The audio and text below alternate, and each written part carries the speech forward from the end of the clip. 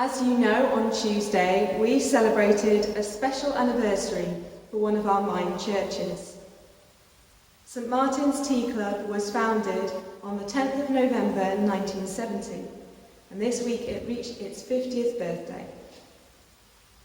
Although it makes me sad that we have not been able to have a tea club party or even the service in church that we had planned, I think it's so important to celebrate this anniversary now, as well as when gathering is allowed. The tea club was set up for all those who might be feeling isolated, including those who were elderly or had special needs or were grieving. Nobody was turned away. It was and is open to all. I've often thought, I'll just pop into tea club and say hello. I've discovered this is not possible. The warmth of the welcome and the friendly conversation mean you can't help but stay. The activities have varied over the years, but I always look forward to the bingo and the raffle. The joyful thing about these activities is that nobody goes home empty-handed. It always makes me smile when Craig asks me where this packet of biscuits has come from, and I answer, I won them at tea club. It's so vital that we recognise the lay leaders who have sustained this club over the past 50 years. Obviously, Doris Scowen springs to mind, as she has led the tea club for the last 49 years, which is an astounding act of faith and service. But I know she would want me to say that there have been a great number of committee members and volunteers who have given their time to serve this community week in, week out over the years. They have sought to respond to human need with loving service and shared their faith. And we thank God for each and every one of these people. Singing has been part of the history of the tea club, and The Lord's My Shepherd, which we just sang, is a staple of the tea club. It is based on Psalm 23, and I think it's so appropriate that it uses the image of an overflowing cup. Don't mean to say that they're sloppy with their tea pouring, that you may come through the door for just a cup of tea, but through the ministry of the tea club, God's love is felt, and a cup of tea is suddenly overflowing with friendship and hope. I want you to keep that image of the overflowing cup in your minds as we turn to today's Gospel reading, which is one of the judgment parables. They can be uncomfortable reading, but through them Jesus is reminding us of how God wants us to live. A master gives his servants differing amounts of money.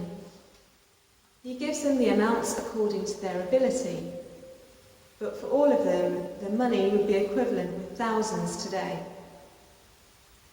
The master is discerning about sharing the money. He thinks about the skills of each of them and has confidence that they will perform well, but he is careful not to overburden them. No one receives more than they can handle. The first and second slaves are given the most, and they make more money for their master while he is away. They are both given more responsibilities and invited to share in the master's joy. The third digs a hole and hides the money so as to return all of the initial amount. When he is challenged over this, he blames his master. This does not go down well, and the slave is thrown out of the household. Part of what makes this uncomfortable to read is the master-slave power dynamic. But it is important to acknowledge that this kind of relationship was part of the culture at the time and would have been readily recognisable to those who were listening to Jesus. This story is known as the parable of the talents, because the money that was shared was counted in units called talents. And this is where we get our use of the word talent today. As in the story, God has used wise judgment in what has been bestowed upon us. Our skills, callings, and even personalities are gifts from God that have been given to us to use to help to build God's kingdom. I think it can be very easy to lack confidence in ourselves. We often don't see the value in our abilities.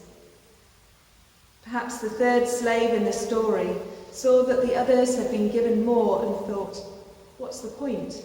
Next to them, will the master even care what I do? Even if God has seemingly called us to modest things, we should never underestimate the impact of them. Take the image of the cup of tea as an example. Giving someone a cup of tea might seem like a small thing, but in a family, making someone a cup of tea can mean, I love you. To someone who is grieving, a cup of tea can mean, I am here for you. For families and friends who've been separated this year, the time when they are able to have a cup of tea together will be a very significant moment indeed. God expects our love to be active. God knows our real limitations better than we do, and has still given us astounding gifts. The challenge is to see the potential in ourselves that God sees in us. Another thing that hits home to me about this parable is that when the third slave is challenged, he makes excuses. Looking at our own behaviour can be tough, and excuses can be easier to come by than reflecting on how we can change. I'm sure all of us can think of times when we've wasted our talents or time or resources, especially if we question if God can really use us for anything. I don't think it is the point of the parable for us to dwell on what we haven't done, but instead to inspire us to do more of what we can. If we do nothing out of fear of failure, we miss out on the joy of growing God's kingdom. This parable is liberating. It affirms each one of us as differently talented individuals known by God. It says having a go is better than not trying at all.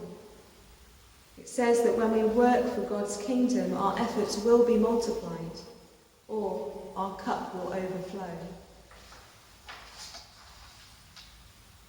The penultimate line seems to have so much in opposition to a lot of Jesus' teaching. It says, "For to all those who have, more will be given, and they will have an abundance. But from those who have nothing, even what they have will be taken away." I think this is very much about seizing the opportunities that God gives us. Two people in identical situations could have very different mindsets. One could see opportunities for serving God everywhere and could find small ways of building the kingdom. And the other could make excuses and say, "There's nothing for me to do here, I'm not getting involved." Which person is more likely to notice when God is guiding them? Which person is more likely to go out and find the practical resources they need to make a difference? Which person is going to inspire the people around them to use their time and skills to serve others? Those who see the abundance God has given will gain an abundance. Those who can't recognise what God has already done will struggle to see when God does something new. Luckily, we can start small. Even something as mundane as a cup of tea. If a cup of tea can overflow with love and kindness, just think of what we can do. 50 years ago, I doubt that the Tea Club committee ever imagined how many hundreds of lives would be changed by their vision of tea and fellowship.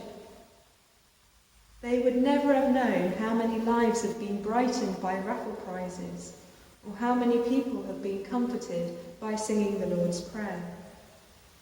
But they saw an opportunity, and they seized it, and God has blessed them. Let us all give thanks to God for the incredible ministry of the Tea Club, and ask God to give us some of their vision, openness, and commitment to using their gifts for loving service. Amen.